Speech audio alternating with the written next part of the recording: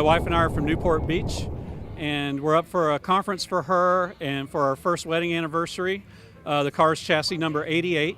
And so when I proposed to her, she planned out a year and a half. She said Saturday in 2015, August is 8/8. So we got married on 8/8 and pronounced man and wife at 8:08 p.m. And the car was right there in the background. So she's all about the car. So I picked the right girl. Picked the right girl. But I knew nothing of Daytona coupes when I bought the car 11 years ago.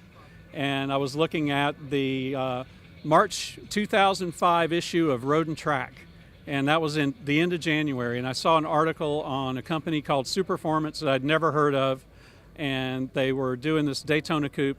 All I know is I opened the magazine, I saw the car, and I was awestruck. I was in love. It was like, you know, fireworks going off, the whole deal.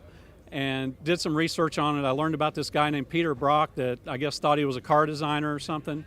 And I started hearing about all the history of the car and how these Southern California hot rodders took on Enzo Ferrari on his own turf, and how Peter rebodied a Cobra to all of a sudden, instead of going 160 miles an hour, it's running 197 down the Mulsanne Straight, leaving Ferraris in its wake.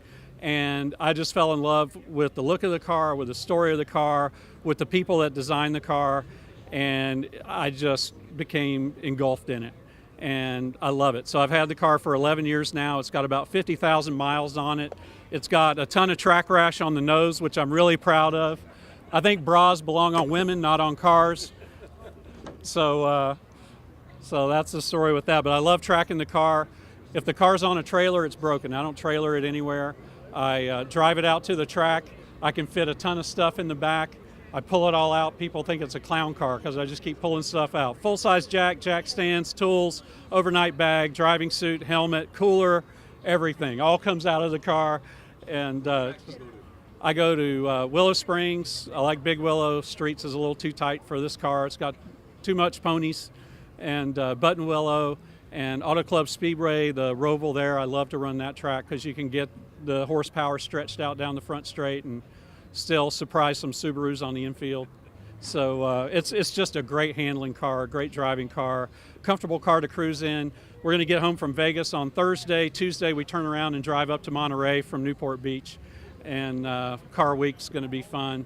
My very first car week I got to spend with Peter and Gail, and man, what an education that was and a fun time. And one of the blessings I've had with this car is getting to know Peter and Gail Brock.